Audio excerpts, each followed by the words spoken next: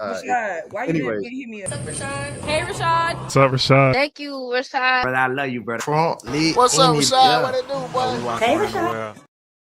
Yeah. What's up? I had to check that intro was kind of glitchy, wasn't it? My name is Rashad Milligan. If you're new to the channel, this is the road to 10K subs, man. Let's get into it without further ado.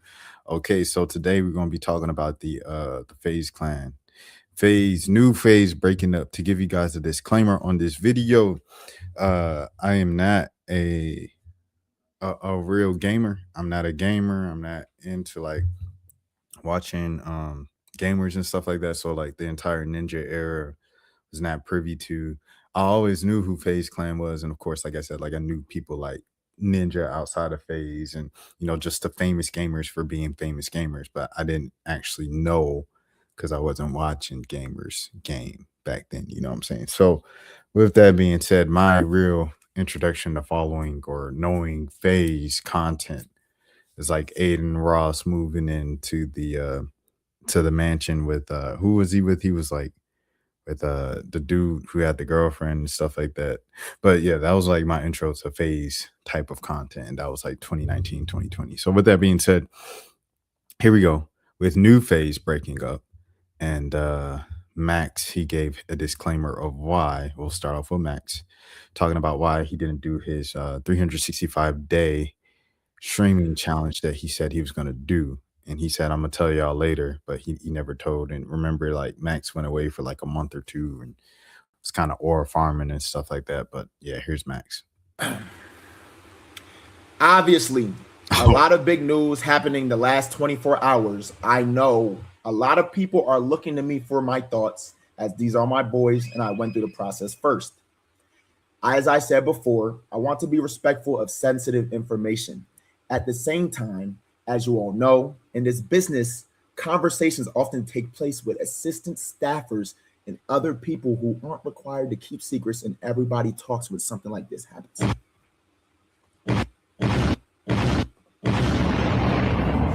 With that said, I can share a little more of what led to my own departure. Someone said GPT script. Someone said GPT script. All right. What I think may have been the feelings of my bros. All right, so that was his disclaimer. Let's get to it. This is 365 days, he said. I'm gonna be honest, bro. Like me and the 365 gang, I was just burnt, bro. There's too much going on behind the scenes shit. Streaming every day. I was burnt. Gang, imagine starting 365. You starting somewhere, you streaming every day. You have your team. And then 7 days into it, niggas tell you, nah, give me your manager. Fuck that nigga, he's out. I'm gonna be honest, bro. Like, that's crazy. That's crazy. He said they tried to stop him 7 days in. Okay, here we go. They said this is the stream he was talking about. Let's see. Well, I know I said that we was doing the what's it called today, but something came up with Adapt. Adapt had to cancel, and then I was finna do it with Cash and Belu, but then Belu had some shit. Yeah, he whatever. So yeah, I apologize, guys. I apologize for going live late too. It's just been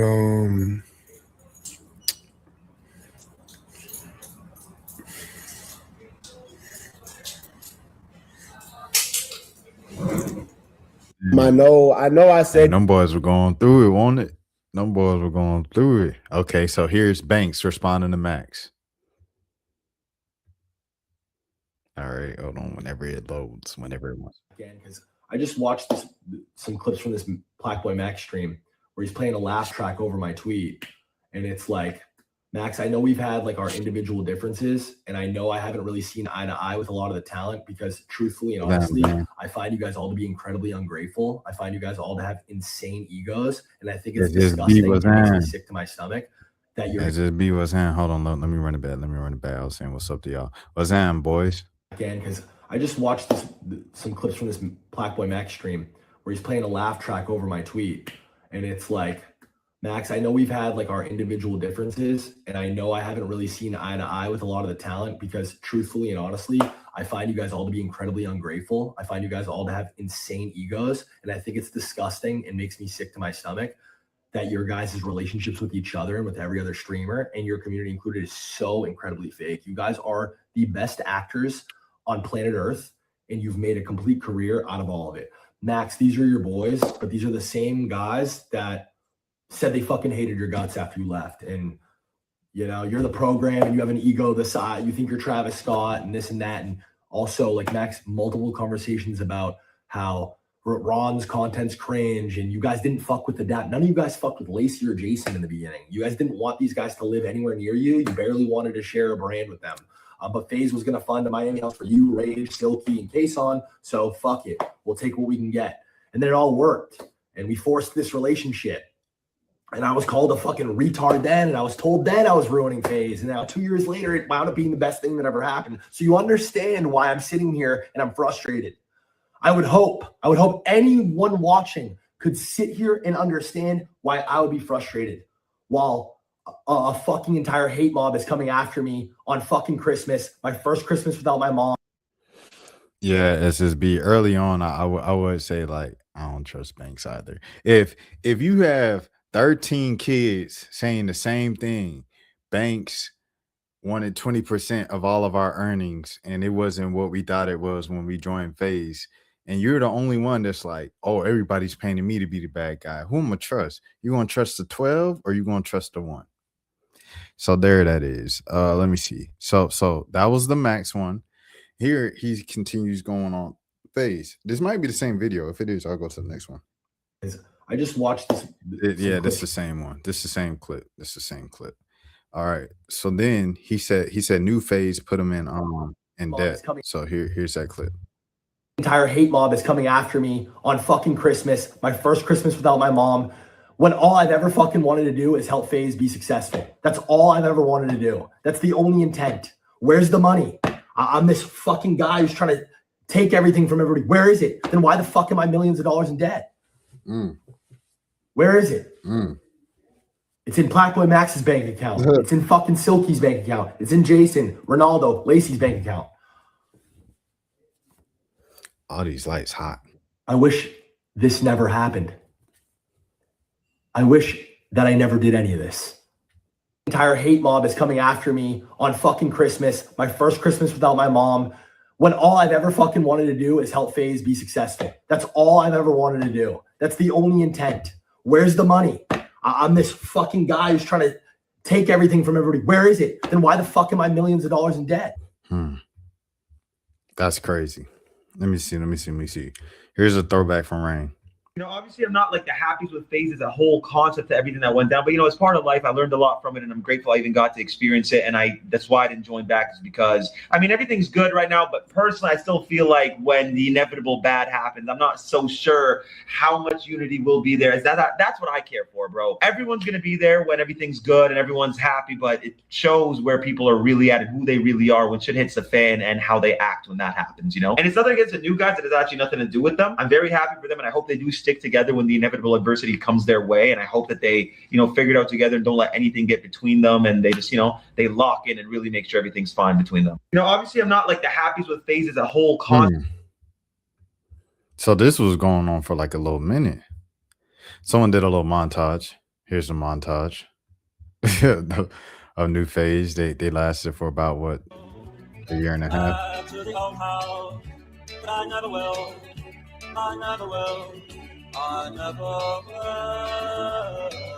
Oh, the Silky moment. Yeah. So what happens with like Bronny and Kyler Murray and Lil Yachty? Like, are they still FaZe? Do they know what's going? They don't know what's going on. They're probably in the group chat. Like, what happened? Let me see. Okay, here's the final 2 minutes of that former FaZe boys shared before leaving FaZe. All right, let me see. Whole time. Yeah, same. Yo, chat. Yeah, it's not even a short stream. It's a 4-hour stream. I'm gonna be honest with you. Truthfully, I don't want to really walk around the town. We did that last time. There's not much to do differently this time, right, Bet? And And like we're just having some stuff off camera. Like obviously I'm going through cameraman right now at the moment. Nothing to worry about, obviously, but I wouldn't have a cameraman before going out right now. Yeah, they I think they said like Max was complaining that he had to do like a promo shoot or something like that, and people were like, you got to stay at the FaZe house for free, and you got cameraman for free, and you got to do all this for free. The only thing you had to do was represent FaZe and show up to the all the little obligations we had, extracurriculars. At the same time, didn't the Max and all those guys say that FaZe wanted them to give them 20% of whatever they were making? So it was like they weren't staying there for free. They had to pay back what they were making. I don't know, and had no ownership. Oh, don't worry though, everything's good. Everyone's healthy. But yeah, I'm probably just gonna go back anyway because I want to be able to stream early tomorrow. And I know if I stay later, I'm not gonna end up streaming early. It's gonna be later in the day. So honestly, I'm gonna call it. But like, bro, it was a good stream. Tell him, Pepsi, I was not going to stream. Hey, chat. Thank y'all for watching, bro. I'll be back tomorrow. Love y'all, man. We going home tonight, bro. Shout out to Big Bear, bro. Wait, tell him what we got tomorrow. Wait, what was tomorrow? We got White Elephant tomorrow. Oh, yeah, we got White Elephant tomorrow, bro. Group White Elephant tomorrow, White chat. Elephant tomorrow. We got a big ass budget, right? We got it's like 5K budget. We got a $5,000 budget each. So we're all gonna go shopping, get a crazy present, and then we go back to the crib and we do White Elephant. Yeah. All right, y'all go show Arky some love. All right, y'all niggas. I love y'all niggas. I appreciate y'all niggas. Y'all niggas are the best in the world. I'll see y'all niggas tomorrow, okay? Yes. Let's fucking do it. Let's fucking do it. Regardless, I do hope y'all actually enjoy the stream. You're my real fly. Remember, I love y'all. I'm back tomorrow. So far, Facebooks have been a lot of fun. I really enjoyed the stream. I hope y'all have enjoyed doing it. And we out of here. Back to LA. Gotta get the Uber and drive back 2 hours, bro. Keep you dying and shit. It's unfortunate, man. I'll charge you next time. My fault, chat. Hey, chat, it's my fault. It's my fault. Hey, man. It's once on Gilbert, man. I would have streamed 3 Yeah, it's my fault, chat. Y'all can blame me. I love y'all, though. Fuck. Until next time, man. Okay, they all sounded like they were like dealing with something. It all sounded like, all right, they seem anxious. Was Adapt getting teary-eyed? It looked like it. Heartbreak. Back tomorrow. They were not dragging it. End of an era for real. That 5K budget coming out of FaZe, not their own pockets. Correct. That's funny. All the FaZe members leaving yesterday. That's funny. This is your sign to log off and touch grass. Oh, that's the advertisement. Oh, thank you, advertisement. I will go outside at some point today. I promise. Hold on. Okay, next. Where we at? FaZe boys leaving FaZe. Okay. Oh, hold on. Let me look up this advertisement thing that the SSB was talking about while we're here. Max ads. Let me see. Of course, Max ads are gonna show up. To make sure the ads are my ad blocker going crazy. You got double ads. Let me see. Promo shoot. Let me see. Promo shoot. Max promo shoot. That didn't work. All right, FaZe Max. Let me see. I'm just look it up like this. Max leaving FaZe versus everybody else. The serious conversation. Max was getting hate for leaving FaZe. I remember that. Yeah, that FaZe killing Oryx need. Just as Max continued to thrive afterwards. I saw that. Why he left. Lacey was really kicked out that time. Should I watch the full 9 minutes? Oh, Ron was in the thing watching it. I low-key want to watch it. But I don't want to do that to y'all. It's already 14 minutes in. Should I just watch it off stream? Let me know. Should I watch it off stream or should I watch it on stream? It's 11 minutes. Because we have some just other clips of people like reacting to them falling out and stuff. Let me see. All right. I think I'm gonna play it. But we had a sponsor. There was a sponsor for that day. And niggas didn't end up doing the sponsor. Game night. Yes, if you was there, you was there. Niggas didn't end up doing the sponsor. There was difficulties with the sponsor. Yeah. Okay, Dan. After that happened, Then give it about 30-ish minutes, 30 minutes. According to the assistants and staff of the creators, because I'm not gonna lie, I just really don't remember. But they said that FaZe has pulled everybody for the rest of the month and sent niggas home early, right? This is the first time where in my head I went, huh, okay. So how much control do we have here?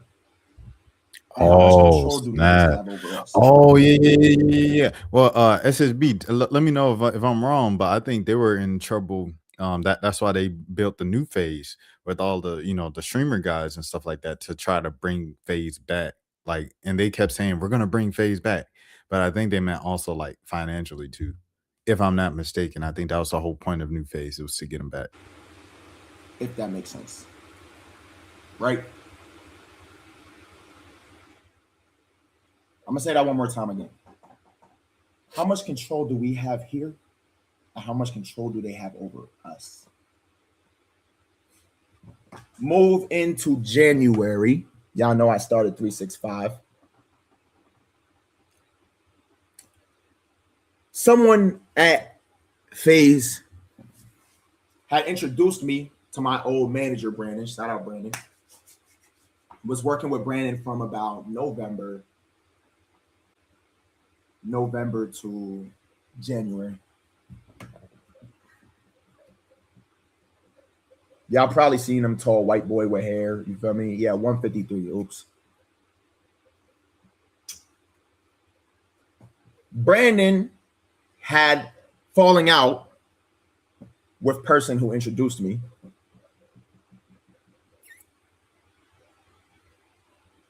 And person who introduced me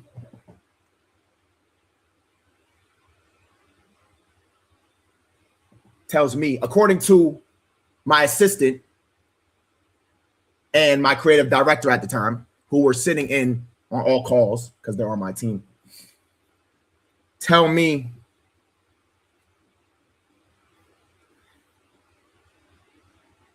I have to fire my manager and get rid of him, or I can't be here. When they're the person who introduced me. Video proof as well of this meeting. They were there. This is information my assistants are just telling me. Here. When they're the person who introduced me. Video proof as well of this meeting. They were there. This is information my assistants are just telling me.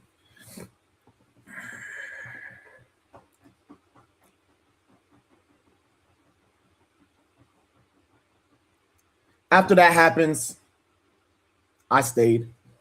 Shout out to Brandon. He just wanted the best for me. He wanted me to be as good as I could possibly be. We're still cool. I got introduced to a new manager, as I know. I come back to LA after New York. All that happened in New York. And, everything's cool. I'm cool with the boys. You feel me? Me and the boys cool, but it's just like, damn, like, it was a weird air for a little while. You know what I'm saying? But everything I patched up because at the end of the day, we bros and we love each other. Like, you feel me? I want to make that known. Ron, I love you. Jason, I love you. Dap, I love you. Rage, I love you. Silky, I love you. Kason, I love you. Did I forget anybody? I don't think so. I'll give you one part. Gang, you see that little townhouse? That Max was in? And FaZe? They tried to make that nigga pay 20 bands a month. What the fuck? Goodness gracious. Or give a percentage of myself. What the fuck? But Max is such a good nigga. He just, yo, bro, I just want to. And now niggas like Max look crazy, look like ego out niggas. No, that shit not cool though. Like niggas taking shit on the chin, making him look like this nigga the ego monster. Oh, this got to be Scum TK. Niggas don't know the truth. One thing TK gonna do is defend Max. Truth, bro. Niggas don't know the truth. Now, as I know, FBD worked for me. It's my cousin. Oh, okay. That's now he streams now. He worked for me. He sat in meetings and he heard these things for his own ears from me. Free man. He's allowed to say whatever he wants as he feels. But as y'all know, I signed the FaZe in 2024. So at the end of the day, I signed papers. There are certain things I can and can't say. But FBD, you ain't signed that. Yeah. The shit from FaZe Miss into whatever FBD's talking about, that happening, is what made me realize, damn, it's time for me to man up. And if I want to be what I one day want to be or plan on being, I got to bet on myself. No matter what happens to me or what niggas might try to do. So yeah, as y'all know, I ended 365 shortly after moving into the new house.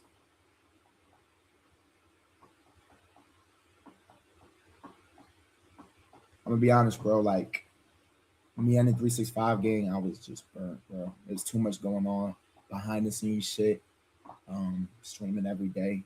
I'm gone for a couple months. I'm able to get my mental health back right. I'm able to get straight. I'm able to pause. It was always straight. But I'm able to realign myself as a person and just be able to, you feel me? Be good. And I'm not saying all that was from being in, but I was just fucked up in a lot of different ways. I just had to get myself right. You feel me? I come back.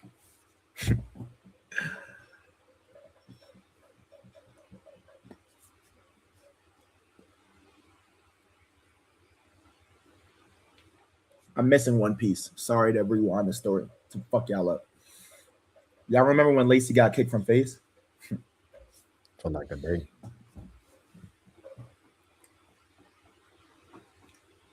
He really got kicked from FaZe.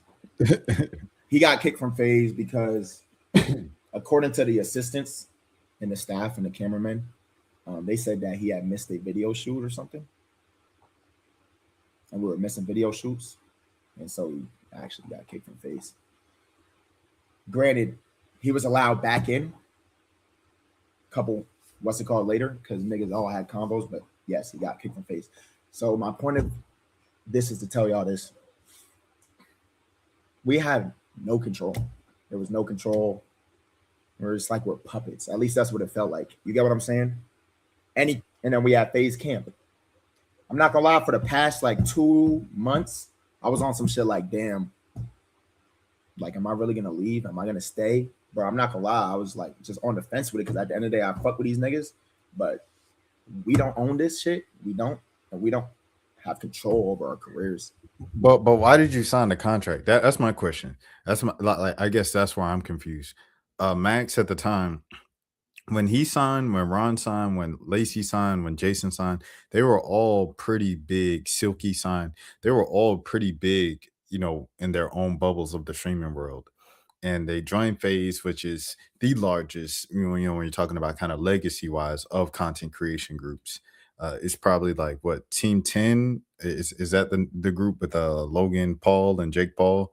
And it's probably them and FaZe Clan. Like that's like it. And then kind of down, you have AMP and RDC, and the black groups and stuff like that. So, but in terms of just like groups all over on the internet, it's FaZe Clan and Team 10. So I don't know. That's probably why they joined. Okay, it's gonna boost me to a whole nother level. It's like signing with McDonald's. But like if you sign knowing that you didn't have any, like you knew the pros and cons. The pros, I'm gonna be affiliated with FaZe. That's gonna take my brand to a whole nother level and give me more visibility. The bad news is I own nothing, and you decided to still sign it, and then you realize that you own nothing. Did you not have the lawyers when you signed on? Like I don't know. I'm confused. as much as we should have. Why? So I'm gonna be honest, bro. That whole FaZe camp happened. When we went to FaZe camp, I called up. I rang Yaya. I rang, you feel me? Yo, bro, move my shit out. After FaZe camp, I'm leaving.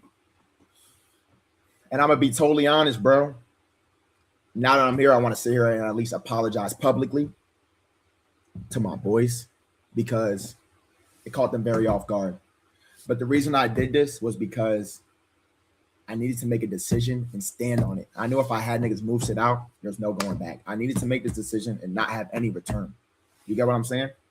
Was because at the end of the day, if I came out and said this shit or said whatever the day I left, now it puts them in a position where they look crazy for staying when they wanted to stay. And at the end of the day, if they wanted to stay, they want to stay. You feel me? Like, that's their career. Doesn't matter. That's why I still do shit with these niggas, because it's like, whatever. You want to be there, you want to be there. It's not, bro, that doesn't have to do anything. That has nothing to do with me. I freed myself. Hopefully they can figure their shit out one day. You feel me? Or if the shit work and everything's smooth, everything's smooth. When I left, I got told niggas that was there, I'm not talking about the boys, niggas who work for, I got told it'd be the worst decision of my life. I got told I would KMS without being in this shit. You feel me? And I just want to say, I thank God that I bet on myself. You feel me? Like that I bet on myself and that I just believe in what the fuck I'm trying to do and who I want to be. Because, like I said, a lot of this shit, I want to be a good example for y'all, or like just be a good example of what you can be. I want y'all to be dreamers, bro. Dream as big as you possibly can, bro. You feel me?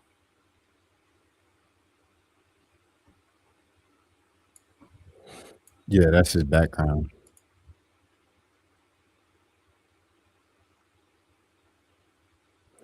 I have nothing to do with what's going on with FaZe Clan right now. I left 4 months ago and I've moved on with my life. I'm fortunate to see, wishing everyone the best.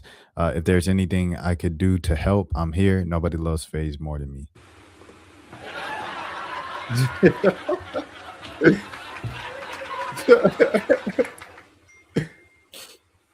Thank you for that sub, Slasher.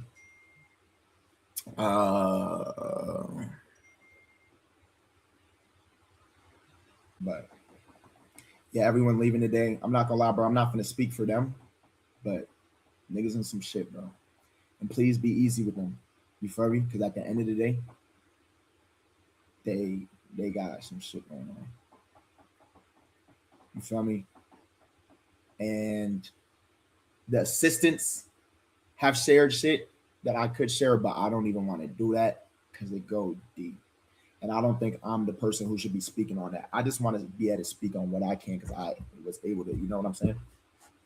But yeah, I let me check my phone. All right, so we got through the 11 minutes. I was kind of surprised. I was like, dang, it wasn't as bad as when you and Arky had a meeting with Banks, it's because we was gonna make for G League official. That's what it was. There's really nothing else to it. We was gonna make finish the video. We was gonna make, I think, G League official or some shit, and it just never ended up happening. Now the reason you can talk about the FaZe OCS house Banks promised, bro. When you talking about you talking about official G League, bro. Yes, bro. We got promised, bro. They had this. There was this big ass board. And it was like, yo, bro, we trying to make this G League shit a thing, and we were sitting down there. We were like, okay, like you know what I'm saying? We're like, oh fuck. We're like, oh fuck, and it was gonna be me, Arky. No, it was supposed to be like this competition thing. It was gonna be FaZe 5 or something, and it was gonna be like this house. It's gonna be me, Arky, Delu, Dabo. No, I forgot everybody else on the board. But it was like YBG, yes. And then we were still looking for names. And then we were like, but this was like before, like this was like you know what I'm saying, a minute ago. And I think Sauce was on there too, Sauce Kill. And then we were just like, pretty much 5. Okay, bad. Like, nigga, we're excited. We all got a chance to join FaZe like at that point. So it's like, you know, but it never ended up happening. I think even the FaZe 5 thing fell through too. So it was just like, damn, you know what I mean? It was just, it's just unfortunate, bro. I don't understand why, like, in my opinion, I don't understand why people who be big be like, oh, like I don't know if they realize how big they are or if it's just like a different. It's probably a huge difference in money behind the scenes though. But yeah, in my opinion, they're joining FaZe to benefit and grow, and it worked. But in my opinion, they could have done this if they all were in a group without FaZe. That's my honest take on that. Now, they're using FaZe's foundation, their money to buy stuff for shoes, brand deals, like FaZe has been doing, right? It's a corporate business, right? So they never signed that 20% initially. They come after them a year and a half later and then ask for the 20%. That is where I think that's in the wrong. Because listen, if your intention was to sign these guys for 20% to join FaZe, they probably would have all done it. But now you waited till they're big and they already have millions of followers and dollars. So why would they sign a contract? You can't put a deal in their fucking face at this point. Do you understand? I understand both sides here. In my opinion, they're joining FaZe to benefit and grow, and it worked. But shout out Aiden, bro. Aiden acts stupid for the sake of the content and everything like that, obviously. And like, I think socially, he's like socially ignorant, but he knows business, bro. Aiden knows business. I have never made not one singular dollar outside of my. You didn't just sell your stake in FaZe? I don't care. I'm tripping. I'm leaking. I'm sorry. You didn't just sell your stake in FaZe? Get in his kosher ass TK. I mean, get on him. B-Day-O Lil. I don't give a fuck no more, bro. Niggas can't do shit to me. Black Sharks pull up. I gotta keep digging in him, TK. We can keep doing this.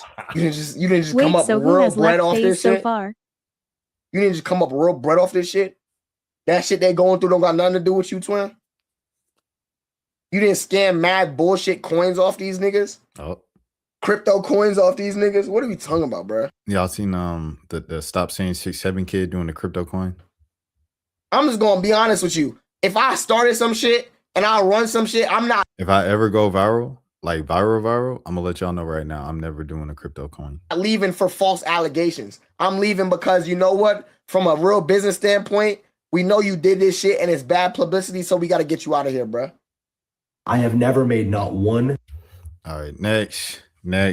So that's the FaZe drama. That was 30 minutes of that. Riley FaZe. Man, you know, I wanted the ownership, bro. You know what I'm saying? The 20%, dude. What would you do in this situation? How would I handle it?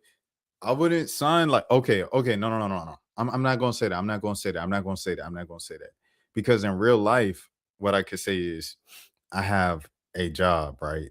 And when I started kind of really pursuing YouTube, I had another job.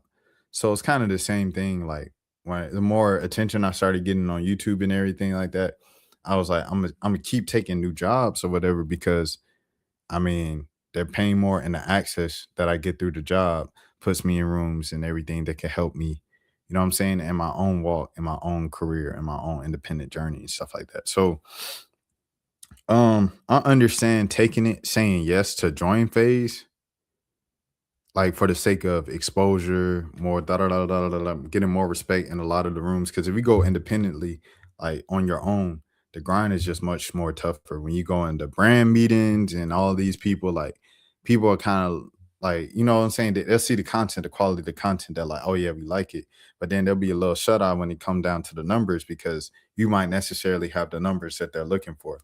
You join FaZe, oh yeah, the numbers going to be closer to the numbers that the brands are looking for. Plus, they already have the brands that just are long-term partners with FaZe. I remember my last job when I first got there, one of my first like promo little gifts that I got, media gifts I got, was from McDonald's. They did a collab with FaZe Swag. And, you know, so I think I interviewed FaZe Swag over email, sent them a couple questions. He sent a couple answers back. And they sent me this whole little package with FaZe Swag, FaZe all on it. Like, so it's like FaZe had people like McDonald's and, all these big corporations from the jump. So if you were, what I'm saying, if you're a streamer who's getting 10,000, 5,000 viewers per stream, and it ain't no McDonald's type of audience, and you can go somewhere that already has connections to McDonald's and all these other places, you probably take the jump too. So yeah, I get going to FaZe, what I'm saying, the legacy and the name of FaZe, the branding, it can help you get leverage in the business rooms, because that's what it's all about for more money's sake, is leverage at these negotiation tables, at these business tables. So I get joining FaZe. But the second that you start making crazy money and you can go off on your own, back to 5-star and do your own thing, like Playboy Max is doing, Grammy nominated, all of those things, and own all the money, own your house, don't have to worry about people holding something over your head. Like, okay, if you don't want to do this, then we going 20,000 a month on your crib. So 20% of all your earnings. No, I ain't doing that, bro. You see me doing well now under the chance at opportunity that you gave me, and now you want to take more of my money that I worked hard for. Nah, I feel like at a certain point you have to leave. I appreciate the opportunity and the platform you're giving me, but if I could do this on my own, I'm going to do it on my own. And so if I probably would have handled it like how Max handled it. To be honest, I would have joined FaZe to get the leverage, to get the platform and everything. But the second they start tripping on my ownership and everything, and start holding stuff over my head and start talking to me like they my boss, because they are technically was his boss and stuff like that, all that. But I have enough money myself, and I have enough motion myself to, I'm gonna go ahead, try it, do it on myself, bet on myself. That man Max had the platform. He had Pink Dreads. That was the most viral song in hip hop and rap music at the time on TikTok. He just did the joint with Fred again and what's his name, and Skepta, the Grammy nominated song. And then he was doing the weekend Atlanta with DJ Drama. He was doing the weekend the UK with all the UK folks. He was doing all of these things. At that point, Max, you out of here, bro. You got what you needed from FaZe. There's nothing more that you can get from FaZe. Move on, bro. So I probably would have handled it like FaZe. I mean, like Max. The second I seen him start asking for more of my stuff, I would have just left. Yeah. All right. Here we go, Dan. Next. Next. This Tyler Chase situation has been crazy, bro. So, like we said, Cookie, Daniel Curtis Lee, he goes out with the dude, Tyler Chase, finds him on the street, takes him out for pizza, puts him in a motel, and says he talked to his family, and his family said, we don't want to give him money right now because he is kind of showing signs of being an addict. People also said, I've heard other people say he was like schizo and all of those things and stuff like that. Bro, yeah. I rock with the new Tyler song. I like the when he did last Christmas, when he did the Hey Now flip, I was like, when he did that flip, I was just like, what I say with it? I was like, man, this is cool. This is something different, but I still like the regular Hey Now. And then, boy, man, he started touring it. Man, I like that guy more than Hey Now. And so, but this one from the jump, from the rip, I like the new one. I like the new joint from the jump, man. I like the little song he's doing and stuff like that.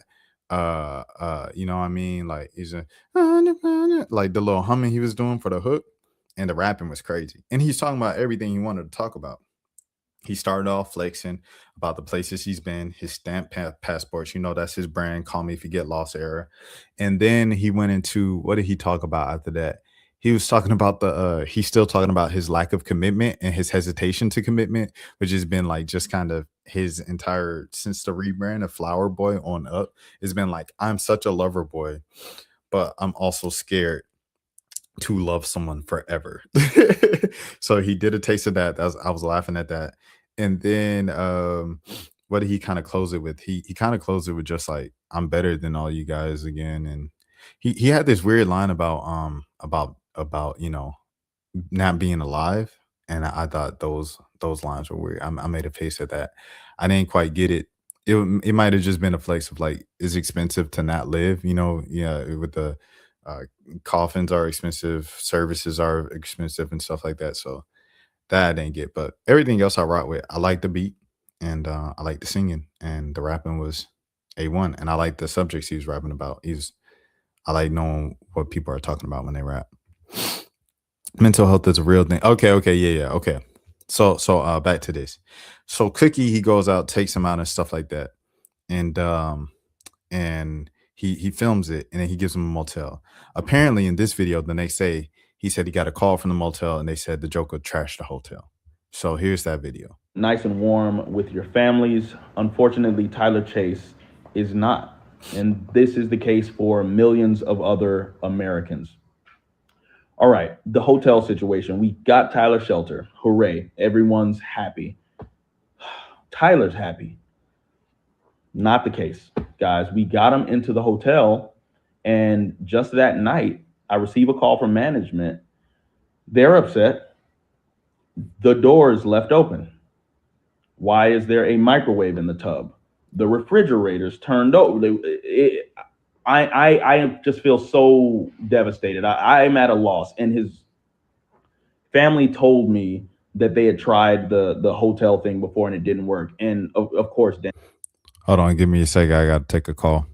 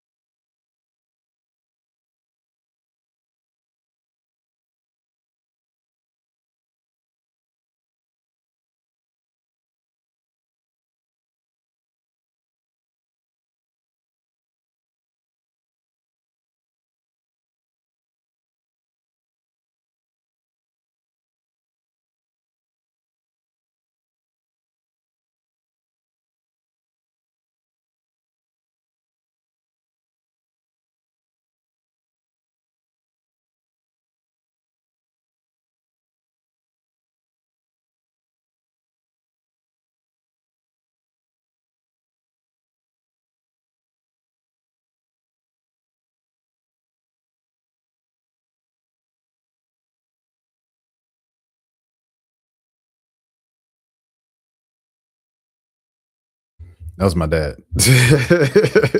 All right. Back to it. And why did you assume that you were going to be able to, just fix this situation? I don't even think we should be at this point, guys.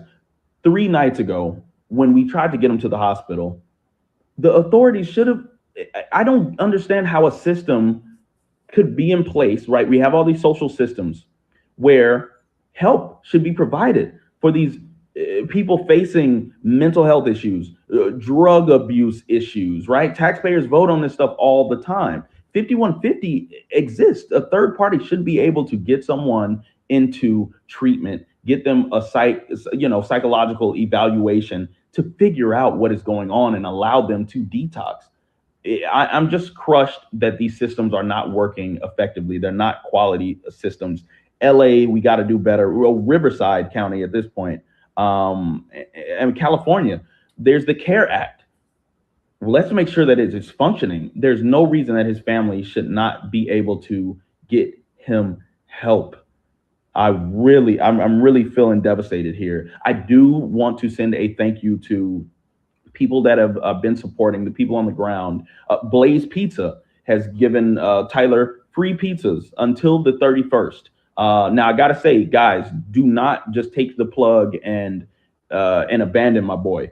The 31st, all right, that's coming up soon, right? He'll be out of food soon. Please stay with him. Provide him a safe haven there at that facility. He loves your pizza.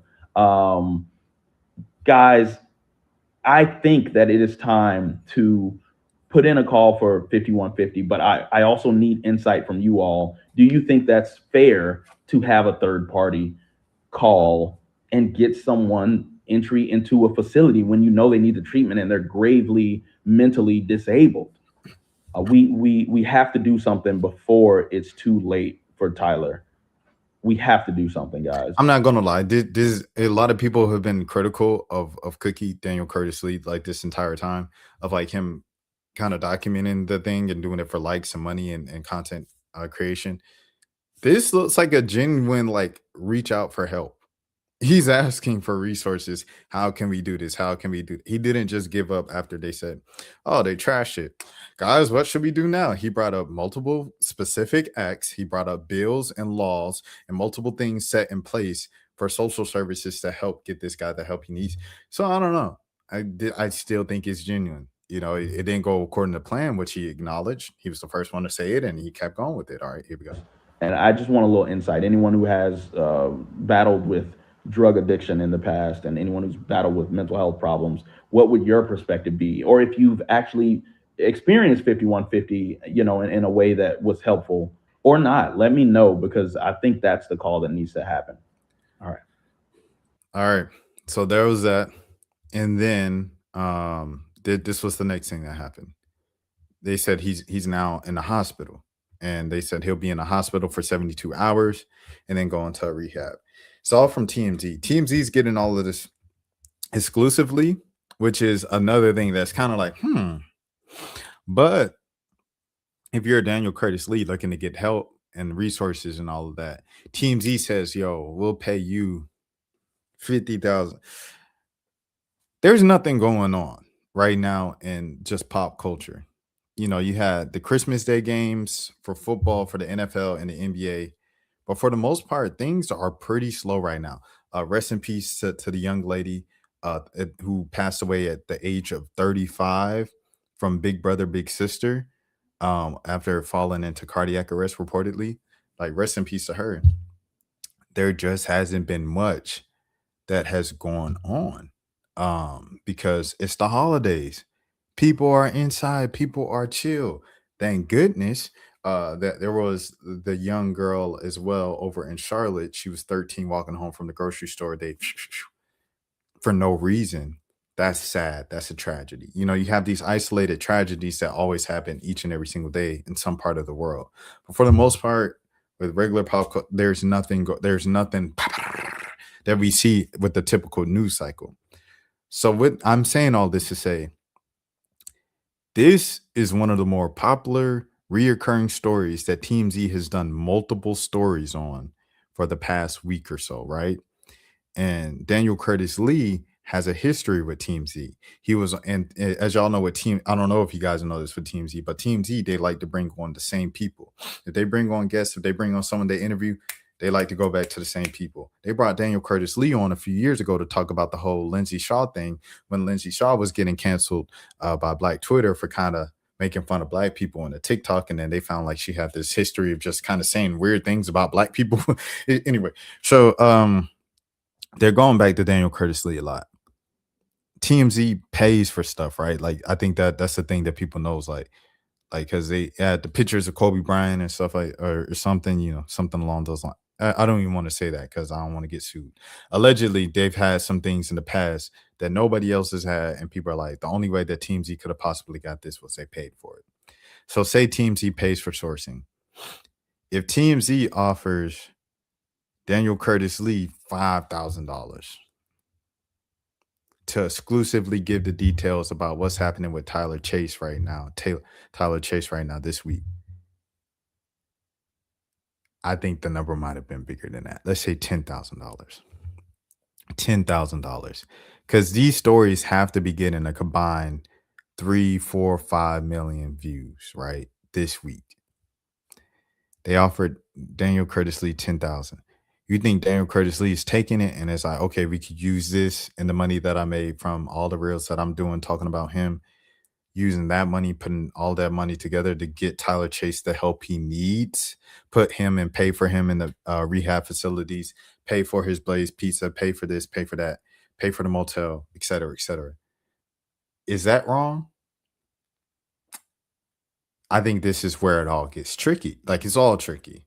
It's all tricky. But it does seem like a genuine desire from Daniel to really help him. So I don't know, but I'm just looking at it because all of these are exclusives and they're all interviews with Daniel Curtis Lee. So yeah. And then the other one, most popular. See, it's up here right here. Ned did an interview with them too. Devin Wertheiser, so it is what it is. Ned's a classified alum, excuse me for sniffling in y'all ear. Tyler Chase has begun the process of getting into a rehab facility after his former co-stars begged him to get mental health help and off the streets. Jacob Harris, the owner of Shipwreck Barbershop in Riverside, California, who's been a major advocate for Tyler, tells TMZ he visited Tyler for 3 hours on Christmas Day, a visit he calls a tipping point, quote unquote. He adds, quote unquote, I had to do something. I finally found a crisis center that will come out and do an on-site evaluation. Jacob explains to the former child star was evaluated by the crisis center and workers decided he needed to be taken in to receive, quote unquote, medical attention at a Riverside area hospital. We're told Tyler is now on a 72-hour hold. Is now being treated before being taken into a rehab facility. Jacob spoke to Daily Mail, who first reported the news about his hospitalization. Jacob got involved with Taylor after Sean Weiss from the Mighty Ducks called him up a few days ago to help locate him. Harris's number was then passed around to Tyler's dad by co-stars, other family members who set up video calls and meetings with him through Harris's phone. Taylor's former Nickelodeon co-star Daniel Curtis Lee even went as far as to getting him a motel room to keep him off the streets, but then reported that Taylor trashed the room within hours, prompting hotel management to give him a ring. Daniel had been warned by Taylor's family members that similar acts of kindness in the past have gone awry. It's not clear which treatment facility Taylor will enter, but Sean previously invited him to stay at 1111 Recovery Center in San Clemente, California, which he is involved with.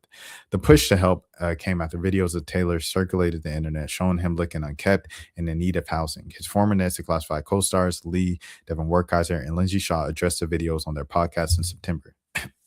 TMZ caught up September.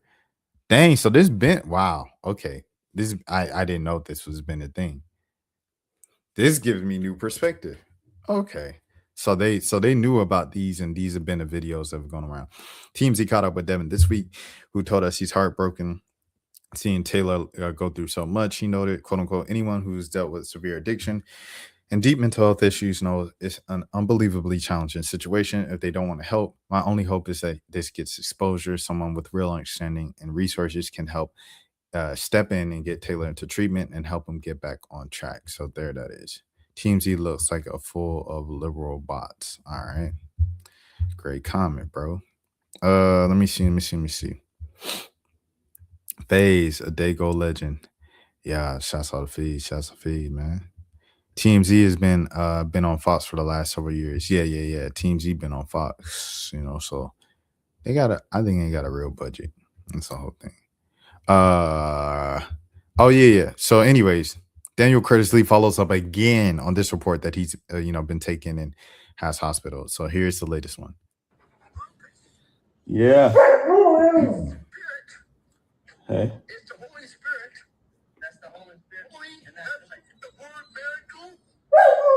God is good, man. Hey, God is good, brother. Yo, but so we are thinking about trying to get some real treatment and help, brother. Yeah. We got to get you to some treatment. We got to get some treatment, brother. I think we need it. It'll help us. And you got to get safe, man. A lot of people want to see you safe, man. Awesome news coming out of the Tyler Chase universe. All right, this is the positive power of social media. Reports are coming out that Riverside authorities were finally able to get Tyler into a short-term treatment facility after all the attention and support from all of you guys. All right, we've done a great job of getting Tyler to the next step in his mental health and recovery journey by shedding light on, things we as a society, unfortunately, find comfort in hiding. I'm praying that this finally works, because this news kind of coming from the same guy who said like 5 days ago that he was able to get Tyler Chase into a hospital, told me and his dad that he did it and it was unsuccessful, turned out the next day. But really hoping this one sticks this time. Now, I was able to speak with Tyler Christmas Day before he went in. Shout out to Jake for knowing who to call. Although it's kind of weird, he's been perpetuating this false TMZ headline saying that the hotel room was trashed on his Instagram. He knows I never said trashed, and that was the headline they ran with, but he posted it to his. Anyway, don't worry. He says nicer things in this clip. Man, a lot of people want to see you safe, man. Yo, you're supported. Yeah. Thank you. That helps, man. And if he can just stay away from whatever people are trying to give him,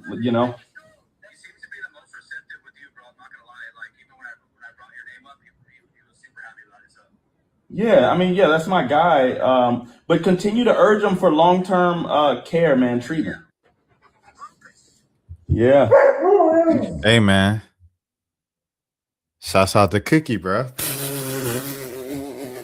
Shouts out to Daniel Curtis Lee, man. He know what he doing, man. All right, bro. Those are the first two things. My Cracker Barrel stink. Daniel and Tyler are only the same ones from the show.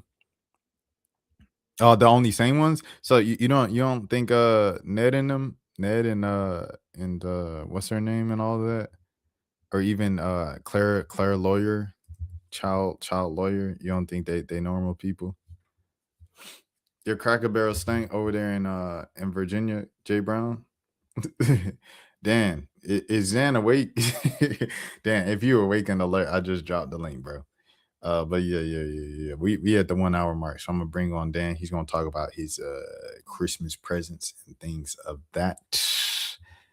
But yeah, I mean, a lot of people have criticized this man for how he's handled the situation.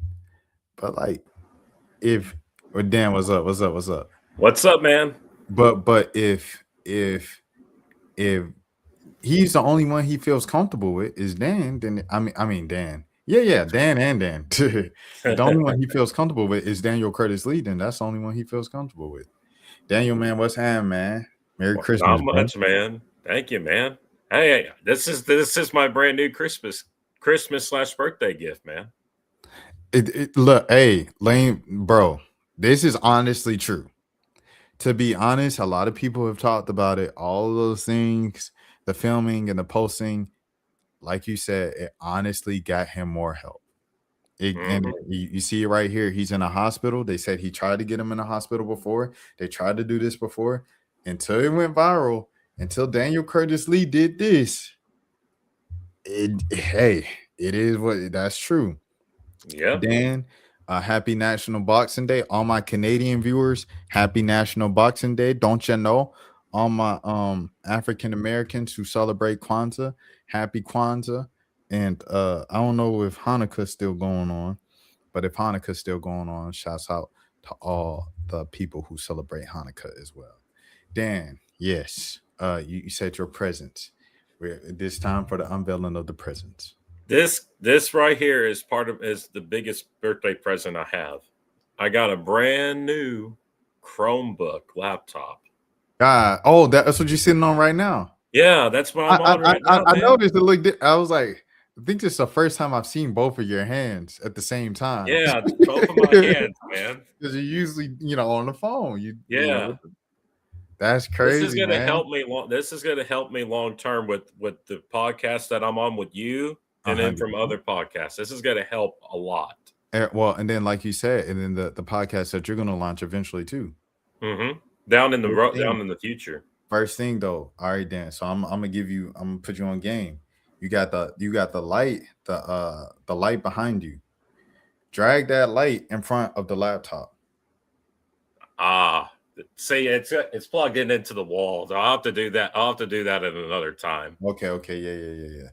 Yeah. So if it's like a light stand or something like that, you just drag it on, and then you take off the light, the lamp shade. Take off the lampshade, and then it'll just light it up, bro. This is just like an automatic light, though. Oh, what do you mean? Oh, you mean like in a room or something? Yeah, it's like in a room. It's basically like, like, hey, Google, turn on the light to 100%. Oh, it's not a lamp. Mm-hmm. Okay. It's basically like a lamp thing. Okay. Well, I'm saying with lamps, things that you can pick up and move around the room. That's what you do. You put it in front of the laptop. Yeah, that would make sense. I just gave all y'all that was listening like $1 million worth of game. For free. Okay. All right, man. All right. But yeah, man. Congratulations on the MacBook. This is gonna help long term. It's gonna help. No, like I said, you can make a lot of money from a MacBook, bro. I'm not even gonna lie to you, bro. So congratulations for sure. Because I was not even expecting this. I was not. So yeah, I guess I was about to ask. Was that the big? Yeah, there was a. This was basically the big gift. This was. I know, that's fire. So one of my birthday gifts. Hang on, just 1 second. This was also part of my birthday gift. It's the game Sorry. Oh, I'll still meet it. Is that a Sorry castle? Can you see it? Yeah. No, I can see it. Is it like it's like a castle thing though? No, so it's basically like a game, right? This used to be a game where little kids used to play. The game Sorry. No, I know the game. The board game. No, this is basically like the card game Sorry. Okay. Was Sorry ever a board game? I think anybody in the chat, let me know. I think it was. I think it's probably on there. Okay, I knew I wasn't crazy. Hold on, I'm about to pull it up. I think it was the original. I was like, am I being gaslit right now? It was a board game. It was a board game. I used to play it. Yeah, I used to play it as a kid. This was a fun game, bro. Dude, this was a fun game for me to play when I was little. But yeah. Okay. Yeah. Continue. So the other gifts that I got were brand new cowboy pajama pants. Okay. Brand new whip, got no key. I also got bowling stuff. I got a brand new bowling ball, cowboy color wise. Dan, are you with Blaze? Are you with Blaze Sports? No. Okay, never mind. Blaze Sports, I think those are for the veterans. Cause my stepdad's in Blaze Sports. Oh, I didn't know that. That's why I asked. Okay, because Blaze Sports, like I said, those are the veterans, a lot of the veterans, and Donald Trump, he just cut their funding. So like now everything that they used to do from the organization paying for it, for their uniforms, for their equipment, for the travel, is now getting taken away. So they have to self-fund it now, which is crazy. But yes. You got new bowling stuff. Got bowling shoes. I got a brand new bowling bag that are all in Cowboys gear wise. So now I have to go to a bowling person that can drill the holes into my new bowling ball. So I'll have to find somewhere to find that. Also, you get into the custom size for your fingers. Oh, that's fire. So I have to go to see a bowling expert or something to get the holes drilled in for my fingers to get it to fit in. Oh, that's fire. And then so you all cowboy decked out and everything. Almost.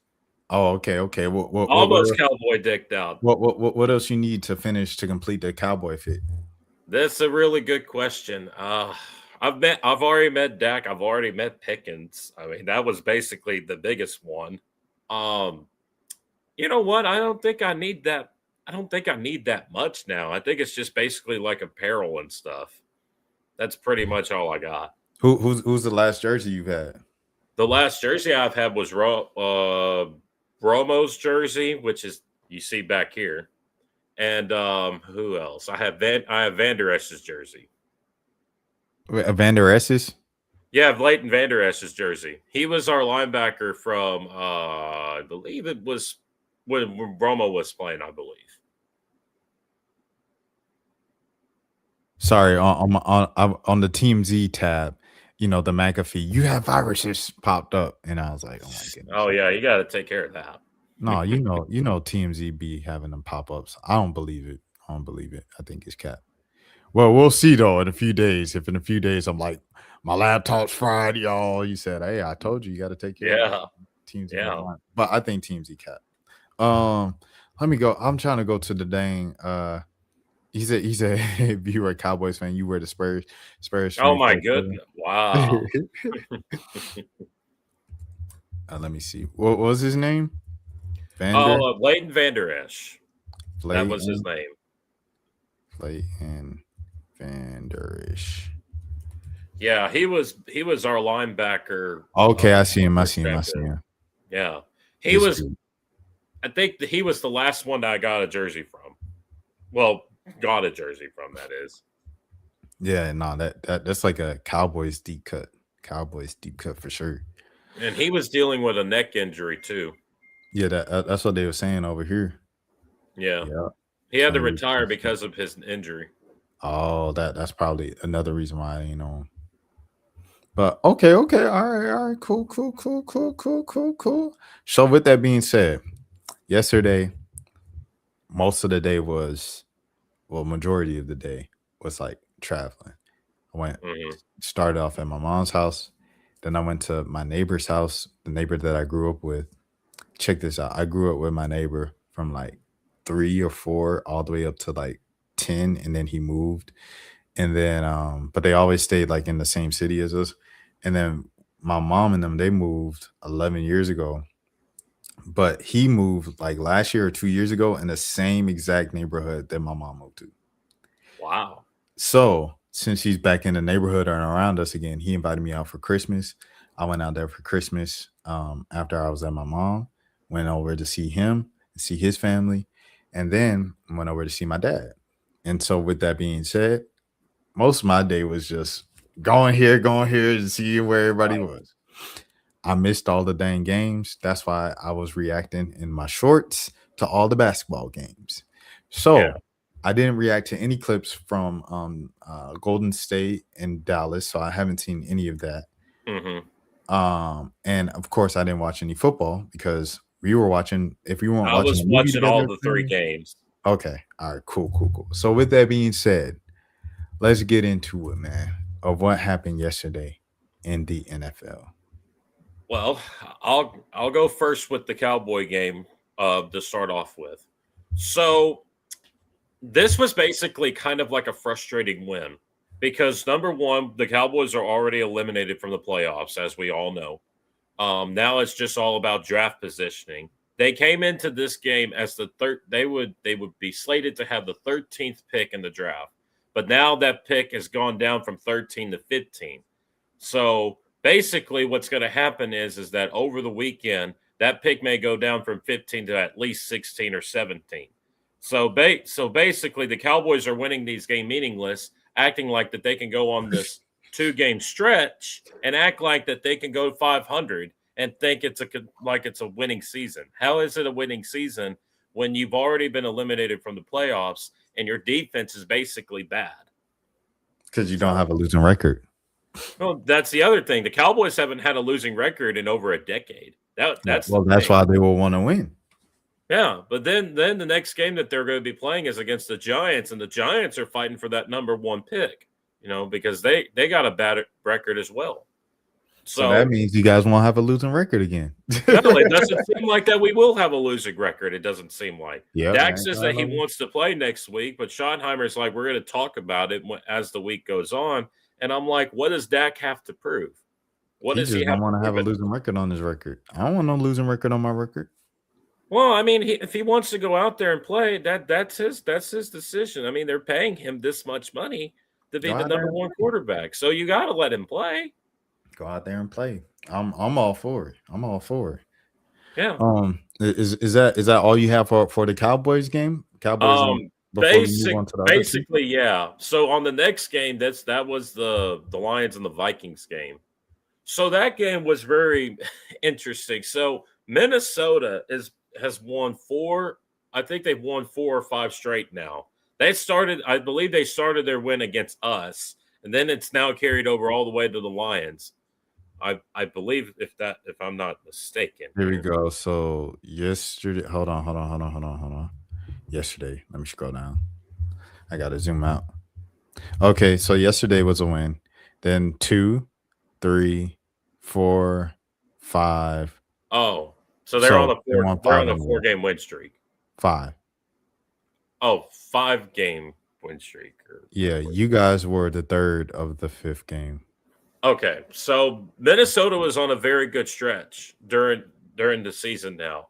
Their defense has been stepping up, and they've been spoiling a lot of teams in the NFC North. With that win over the Lions are now eliminated from playoff contention. So that makes me frustrated as a Cowboy fan because we should have beat this Lions team a few weeks ago. Because look how many total turnovers that the Lions had. They had 6 turnovers in that game. Goodness gracious. They had 6 turnovers in that game, and yet the Cowboys lost to that team. Jared Goff himself, I'm looking at the Jared Goff 1 touchdown, 2 interceptions. That's like very just like, dang. Yeah, and he also fumbled the ball a little bit. He had to. If they had 6 turnovers and he had 2 picks, 4 more turnovers, one of them had to be a fumble from him. And Max Prosper didn't even have to do that much. He had his baddest game of the year at 51 yards. Mm-hmm. Carried by the defense. Carried by his defense. That's what happens when you have a top 10 defense like Minnesota, man. No. Look at the passing right here. Oh, wow. They didn't even put his name on there. Wow. No, that's funny. That's funny. Hey, but I mean, you got some good players on that team with Jordan Addison, Justin Jefferson, Jalen Naylor, TJ Hawkinson, Aaron Jones. Who else? Jordan Mason. I mean, they got some good players on that team. That may be the next team that Joe Burrow goes to. Yeah. The Joe Burrow sweepstakes is definitely going to be a thing, man. It's definitely going to be a thing. They're talking about my McAfee has expired. I don't even have McAfee. That's how you know it's a pop-up. Like, you know what I'm saying? Like, it's annoying. I'm about to close out this TeamZ tab, but I want to keep it up to like, what do you think? Should I keep the TeamZ tab up or close it? To the McAfee pop up. I'll close it. We're closing it. All right. Right. I'm sorry. I got thrown off because it keeps saying, you have a virus. You have a virus. Man. So the next game, which was the Broncos and the Chiefs game. So that game, really and truly, that was a game that Denver had to have because really and truly, they're trying to fight for the number 1 seed in the AFC. And they're also trying to clinch the AFC West as well. Kansas City went into this game thinking, well, can we really win or do we really want to develop these guys? The problem is that you have older players on that team with Travis Kelce, Chris Jones. You got who else on there? You got Nick Bolton. You got all these other guys that are older, and they act like that they're a winning team, and they're not. Patrick Mahomes is hurt with his ACL, and everybody's been saying, is this going to be Travis's last game as a Chief? And I think it's probably going to be. I think it's going to be. I'm pretty sure we talked about this before on here, but I think Travis was definitely 100% going to retire if they won the Super Bowl last year. Correct. You did say that. They lost, so he came back an extra year, and it's cooked. The love's gone now. Tyreek Hill, You're not happy in Miami. Patrick isn't happy with what he has in Kansas City. Come on back home, bro. Yep. I mean, Come it on is back what home, bro. I mean, it is what it is. I mean, you got to understand that Travis Kelce is going to go down as a Hall of Fame tight end, regardless of how you look at it. He's had a great career, but Yeah, the problem is that when you're fixing to get married by a sensational superstar like Taylor Swift, I mean, your career is basically gone into your head now. So yeah. Oh, hold on. Let's read this. If you're about to start doing your holiday, Nah, we ain't doing that. Fox News. no, we ain't doing that. He said he'll let everybody know when the time comes. That sounds like he's going to retire. It almost seems like it is. A whole lot of emotions, Kelce said at the podium when during the post-game press conference per ESPN. You got everybody in the world watching you. You got to go out there with young guys on primetime television, young guys getting the opportunity to taste what the NFL life is like. You saying young guys, you sound old. You sound like LeBron James talking about he watches YouTube golf. I'll let that be a decision I'll make with my family, friends, the Chiefs organization when the time comes. Kelce was introduced before the game alongside the rest of our offensive teammates, and the Arrowhead Stadium crowd erupted, understanding the circumstances of what they were potentially witnessing, the end of his career. You only get a few of those where you get to stand there and appreciate 60,000, 70,000 Chiefs fans cheering for you, he explained. I always embrace that moment. You feel the generations of happiness and the love that the fans have. It's a beautiful thing, man. Kelce's fiance, music megastar Taylor Swift, was present to watch her husband in his element. Husband? When they get married? They're fixing to get married, I believe, next year, if I'm not mistaken. So that's his fiance, Fox News. Oh, her future husband. My bad. Yeah, it's just future husband. See, no. Reading comprehension, Dan. My fault. For their relationship to the world by stone, Kelce's stardom quickly rose on the field, catching 645 passes during the Chiefs' home games, including many playoff bouts on their way to Vince Lombardi trophies. So there it is. Yeah, he was definitely one of the best tight ends of his time. You know, when you think of the Tony Gonzalez's, the Antonio Gates, he was kind of the guy that kind of took that torch and carried on the tight end legacy. He was in my generation. Yeah. I mean, he was back in the early 2000s. Kelce was, I believe. Let me see. Let me see. I think wasn't he back in the early 2000s? No. Oh yeah. So late 2000. So that would be late 2000. That was Tony Gonzalez and all of them. Oh, Antonio that was Gates, the Tony Gonzalez era. Okay. It was like Antonio Gates. He handed it off to Tony Gonzalez. Gonzalez was the greatest tight end of all time. And Kelce's done some stuff. I don't know if I consider him better than Gonzalez, though.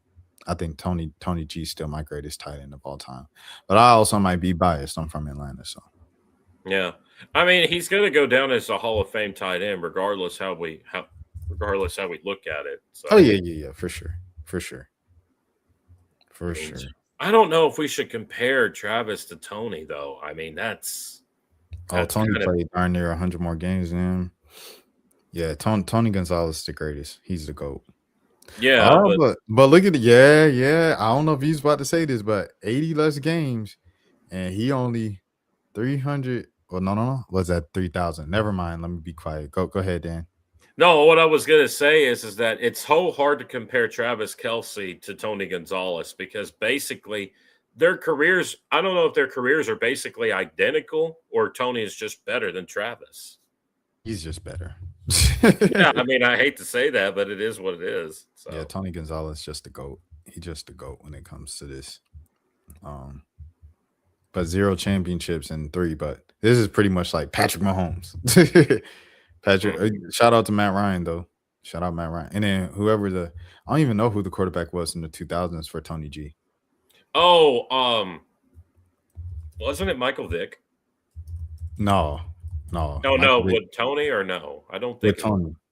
And Kansas Tony, City. I think it was Matt Ryan and no, in Kansas City though. Oh, in Kansas City? It wasn't Patrick. I know that. Trent Green? Oh wow, the guy that's calling the Chiefs games. Yeah. Game. I'm like, eesh, my goodness. Trent Green was his quarterback. Eesh. Yeah. See, that's literally the difference between Trent Green, and Matt Ryan, bro. Yeah, at this point, he was already gone. He went to Atlanta like 08. Let me see. Tony Gonzalez. Hold on. Signs with Atlanta. I think he might have got traded. He did sign with the Falcons. Yeah, he signed with them in 09. So yeah, he had that boy. What do you remember most about him? About Tony Gonzalez? What do you remember most about him, Rashad? Since you're in that area. Yeah, no. I mean, I remember Tony G like just before Atlanta, obviously because he was a superstar. It's like him and Steven Jackson. They both came to Atlanta, and Turner. He also came to Atlanta too. Turner the Burner from the Chargers with your Drew Brees in them. Mm-hmm. And when he came, he was a MVP candidate that first year. And when Tony G joined, he was kind of like the gap that the Falcons needed because they had Algie Crumpler in the Vic era, but then Algie started getting older and he kind of phased out of his career. That Tony G was like the perfect replacement in the next era of tight ends for the Atlanta Falcons. And then you already had Roddy White on one end, and he had a breakout season under Matt Ryan. So you had Roddy White on one end. Now you got Tony G as a tight end, and then they draft this kid. They trade up for him, trade a gazillion picks for him. Some kid named Julio Jones, and oh my goodness, we were just spoiled. We have the Burner Turner as well in the backfield because Matt Ryan didn't run, but it didn't matter because you had the Burner Turner. Then you had Harry Douglas, the local guy, and stuff. So they had like decent second, third. The receiving core was undefeated, so it was just like having an offense like that. Growing up on that, we were so spoiled. And now when you see what it's become, and it's just like kind of whack. The past few years has been whack for like ever since Matt Ryan kind of left.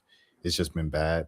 You just kind of acknowledge what you had when you had it, and but Tony G was already a Hall of Famer and an all-time great when he came to the Falcons. So he was already great. Marshall Turner was already great when he came to the Falcons. So it was just cool that and Steven Jackson too. And Steven Jackson had one kind of decent year with the Falcons before he fizzled out. And then Todd Gurley, years later, I think post Matt Ryan or at the end of Matt Ryan's tenure, he had a year back home in Atlanta. So it's cool seeing people with big names join your team always, I think, because we don't really get that in Atlanta too often. As crazy as it sounds. Maybe the Braves do, but like as terms of the Falcons and the Hawks, that just doesn't happen. You have to get lucky and draft a guy like Deion Sanders was drafted to Atlanta. You know what I'm saying? So do you think that Kyle Pitts and Tony Gonzalez are like the same, or is just Tony on a different level? No. Tony Gonzalez is the greatest tight end ever. Like Kyle Pitts isn't even the best tight end in the game right now. You know what I'm saying? Like Kyle Pitts is a talented individual, is a reason why he was the highest drafted tight end in NFL history. But his work ethic and just will to be great, consistency, he just isn't dedicated enough to be who he should have been in the NFL. These past few weeks that he's playing well with Kirk Cousins and stuff, like it's cute, but like you literally should have been doing this your entire career. Like the story of your career should not be what it is, and that's just because he just didn't want it bad enough. That's a good take. This is the difference between an all-time great and a mediocre tight end. Like he's a mediocre tight end. Right. Yeah. But I mean, Kyle Pitts is going to have a great career. If he could stay healthy, that's the biggest thing for him. The thing is, Kyle Pitts should be an all-time great. He should. He should. It's like Ben Simmons. He's like Ben Simmons. Like Ben Simmons was an all-star a couple times. It was great. If he wanted to, he could have a 14-year, 15-year NBA career, which is a great career. But you should have been an all-time great. Ben Simmons had everything to be an all-time great. And this was the guy that Jerry Jones wanted too, because Jerry was enamored. He was enamored with Kyle Pitts in that draft. Yeah, he's a unicorn. They call him the unicorn for a reason. He's got great hands. Look at this. He's got great ball skills. He's darn near, like we said it before. We talked about him before. He is literally a wide receiver in a tight end's body. So I Yeah. know, like you said, a lot of Cowboy fans want him right now, because his contract and money stuff is up in the air with Atlanta. But there is a reason why Atlanta did not just like no hesitation. Like you think if Bijan Robinson gets in that situation, it's going to get to this point? It will never get to that point with Bijan Robinson because Bijan Robinson took care of business. Yeah. That's the difference between him and the hesitation with Kyle Pitts. You know what I'm saying? So you guys can get Kyle Pitt, the big name, and Cowboys, we back. Man, look, I'm telling you, he talented. He gonna give you some, but he doesn't want it enough on a consistent basis, and that's the issue. I mean, it is what it is at this point because I still think that Kyle Pitts, if he stays in Atlanta, he needs to have a decent quarterback to have. And is Kirk Cousins the guy for him? Probably not. Is Michael Penix the guy for him? That's an unknown because I don't think Penix hasn't been there that long. OG Santiago. Let me see. OG Santiago. Let me see. Oh, this the Dirty Bird era. Oh, wow. This before my time. I was about 3 years old. Oh wow. So you were young way back then. Yeah, I was about 3 during the Dirty Bird era. He played for Dallas? Yeah, apparently. Look at Jamal Anderson, Dirty Bird, That's OG Dirty Bird. Shout out Jamal Anderson, man. Hmm. Where's this? Oh yeah, here's the Cowboy picture right here. Yep. Santiago. I don't know if that's a Photoshop or what, but I mean, No, it's Getty. It's Getty. Oh, it's real. Okay. Yeah. There we go. Cowboys. Did he play for Dallas? I think he did. There's multiple pictures. Yeah. Wow. So he did. So I play guess he was probably on like a preseason roster. Or he was like way down in the depth chart or something. Yeah, because the rest of his pictures are Falcons, and this picture with the Browns? It looks like the Patriots practice helmet. All right. Yeah. Well, here's the Browns right here, though. He must play for everybody. Yeah, but but that's all my take is. It's like Tony G, all-time great. He wanted it. He got it. You know what I'm saying? He got everything he wanted except for a championship. Yeah. And that's on that's on nobody but Atlanta. They put themselves Roddy White was held in the NFC Championship in 2012 against the San Francisco 49ers with Colin Kaepernick and those boys. And but it shouldn't even get it to that point. The Falcons were doing what the Falcons always do, which is blow a lead in the second half. So they did it against Seattle the week before against Russell Wilson. And no. Was that the same weekend? That might have been the same year. Russell Wilson, they beat Russell Wilson. They held off after blowing off that lead, and then they blew the lead against San Francisco, got held.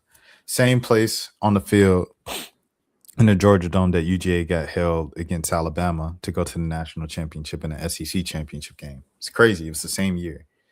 And but as you know, Georgia eventually got Kirby Smart, and them jokers became the new Alabama. And the Falcons are still the Falcons. Isn't there any college games playing this weekend? I think my dad literally when my dad called and I went on mute for a few minutes, he was literally asking me who's playing tonight. Schedule.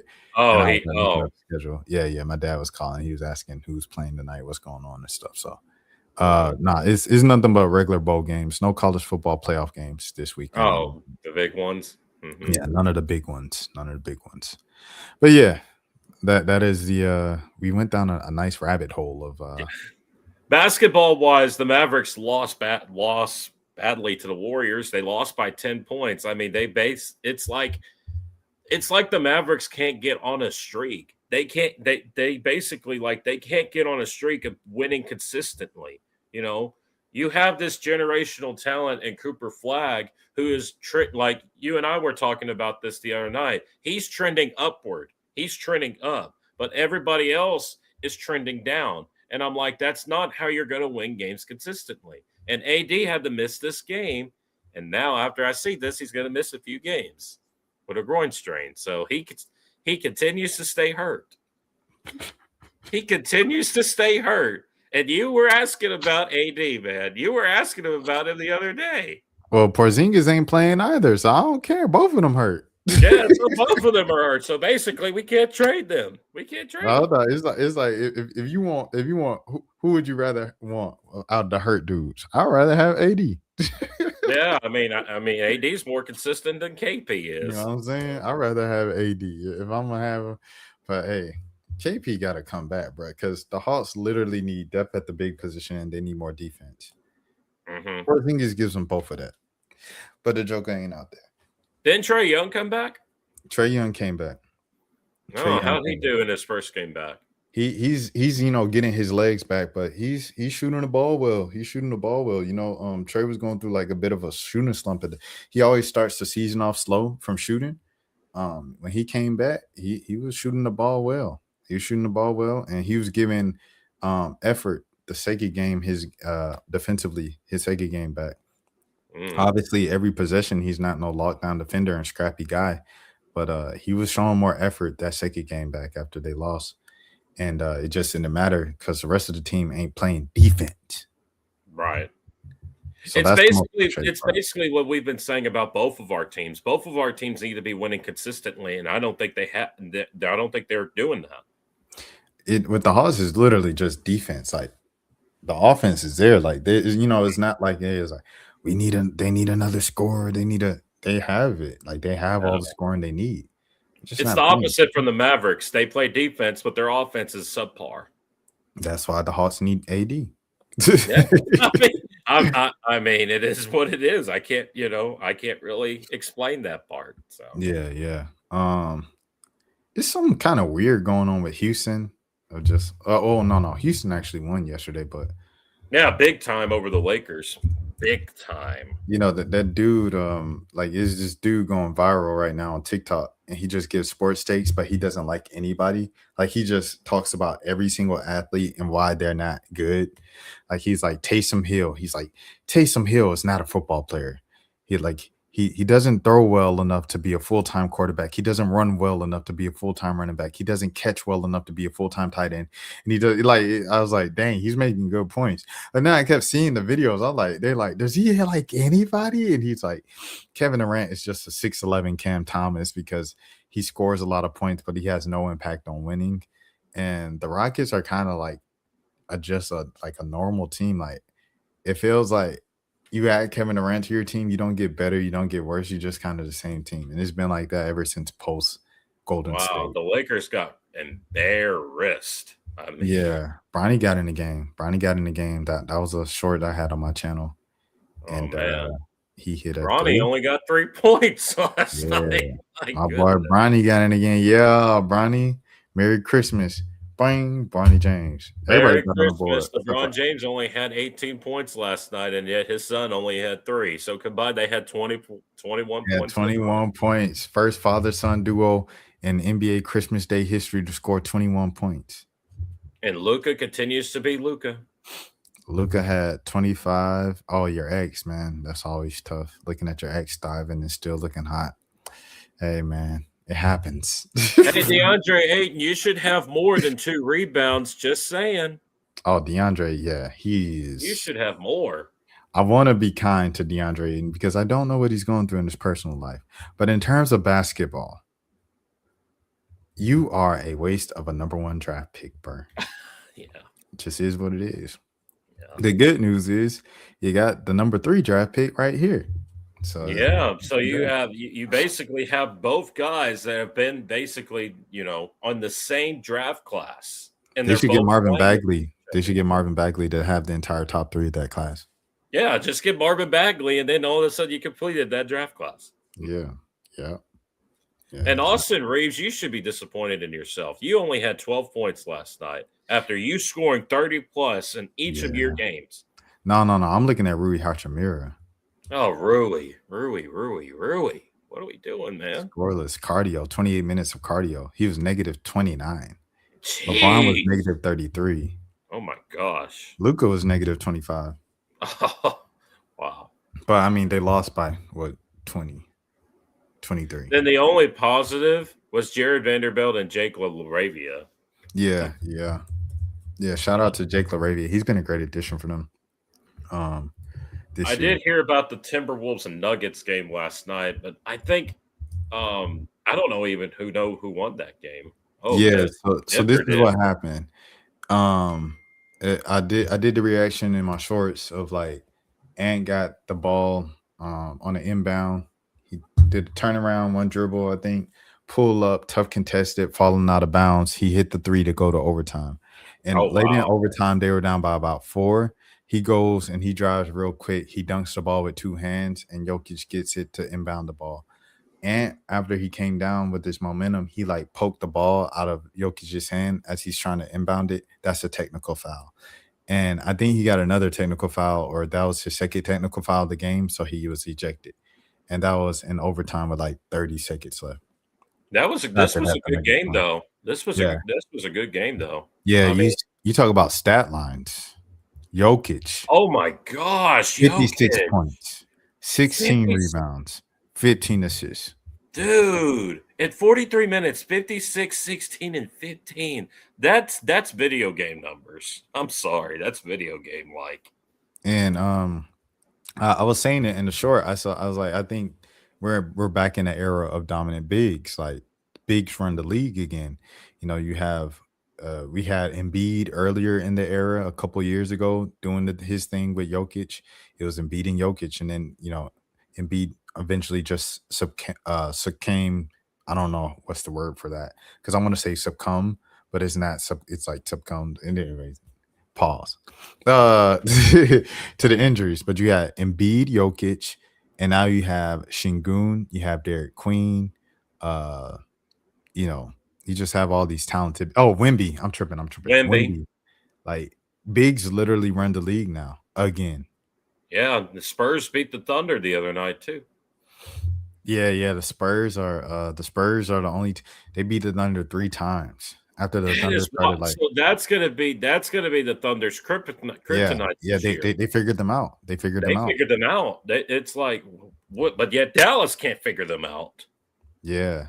Ant had 44, 6 and 3 himself, and then Julius Randle had 32, 7 and 6. Hey, Randall, if you're gonna have 32 points, you need to give me at least 15 to 16 rebounds, my guy. 7 rebounds ain't gonna get it done. I'm sorry, ain't gonna get it done. You got to put in the work, my man. See, this is crazy. They have 5 losses. 3 of them came to the San Antonio Spurs. Man, this is going to be really interesting. Without the San Antonio Spurs existing, they would be 26 and 2. Yeah. And the Spurs themselves already have 20 wins. Yeah, this is going to be really, really interesting as we get closer to January. So it's going to determine if San Antonio can keep up this pace and really match OKC's tendency. San Antonio single-handedly ruined OKC's chances for like a 73-9 season.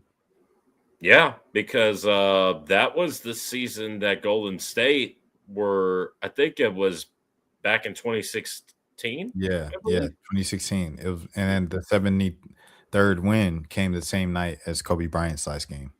Oh yeah, that's right. Because Kobe's last game was against Utah, and he had that was on ESPN, and then Golden State was on ESPN too. Mm-hmm. And I think Kobe in that game had 40 plus, I believe, in that game. 50. Oh, Kobe 50. So 50. So more than 40 points. So I had to make sure. Yeah, 50 on 50 shots. That's pretty impressive. 50 points on 50 shots. And guess who was calling that game? Mike Tirico was. No. I was wrong. I knew I was wrong. You ready? What was that? Oh.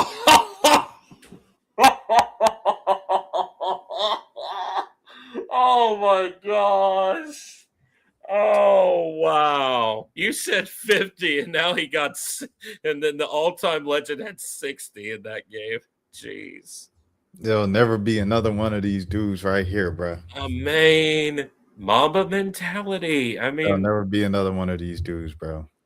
Man, and I know who was calling this game. It was Mike Tirico. He was calling this game too. I'm gonna stay with it, bro. Like, I still. Oh my gosh, that's Shelvin Mack, isn't it? That's Shelvin Mack. That's Shelvin Mack. I'm gonna stick with this. I still think he's better than LeBron, bro. I still think he's better than LeBron, bro. That's a good debate. I like it. I like it. Okay. But yeah. That was pretty much Christmas Day. Oh yeah, the Knicks game looked good. It looked really good. I missed it, but it was really good. It came down 26 to 0. Yeah, to 0. Oh, yeah. I was like, no. Google's tweaking. This was actually a decent game. Yeah, it looked like a good game. Although the Cavs, what is going on with the Cavs? I remember last year they were the number 1 seed in the East, and now this year they've basically fallen off. Yeah, they are a middle of the pack team now. They're a middle of the pack team. I don't know what it is with them. Let me see, how much did Brunson have? Let me refresh. Refresh. Where is it? Knicks. Let's see. Jalen Brunson still empty. Okay. He had, what the heck? Google tweaking today. What did he do? Google's tweaking today. Hold on. Let me try ESPN. Try ESPN, see how many he had the other night. Game log. He had 34 points. Okay. Nice. 34 points, 4 assists. Yeah, but he needs to have more assists, though. I'm sorry. I mean, you could score all you want, but you got to give me a little bit more of assists, Jalen. Come on. He's not Trae Young. No, he ain't Trae Young, but that's what I'm saying. He ain't Trae Young. No, but he's Trae Young. He ain't that good. No, but he's at least a decent passer. He's a decent passer. Trae Young is better, man. That's all it is, bro. Yeah, it is what it is. They'll never admit it, but the real ones know. And then we already talked about y'all game. So that's Christmas Day. Those were all the Christmas games, man. That was something.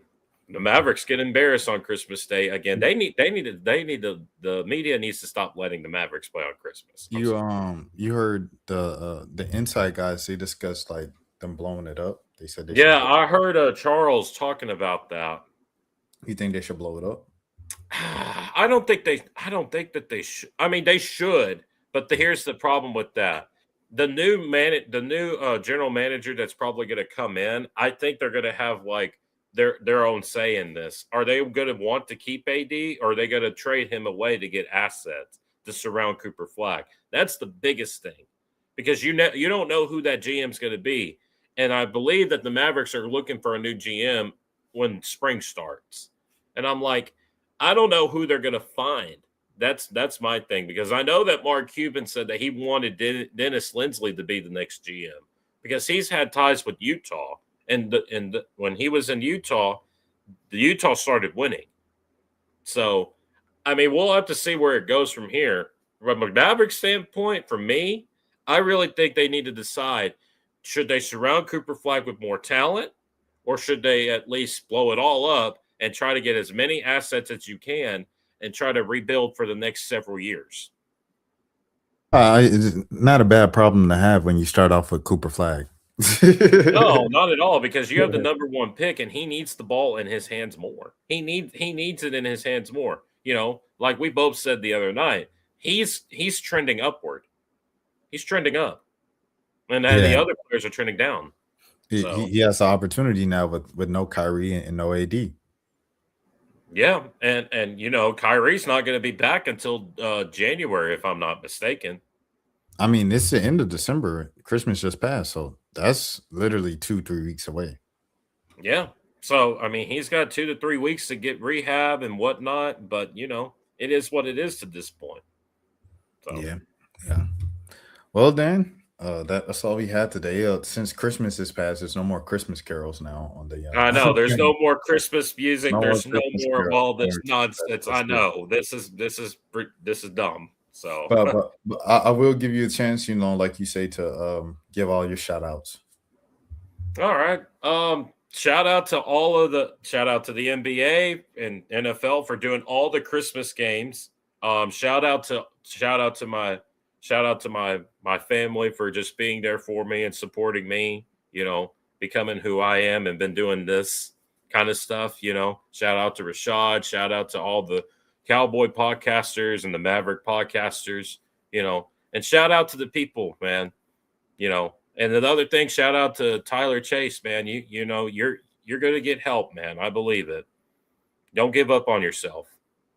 Yes, sir. 100%. Wise words from Dan. Wise words from Dan. Shout out to all the employees that worked the games yesterday. When I saw that, that's why I was like, the NFL needs to let Christmas go and just let the NBA do it, because the more games, the more events, the more employees have to work on Christmas.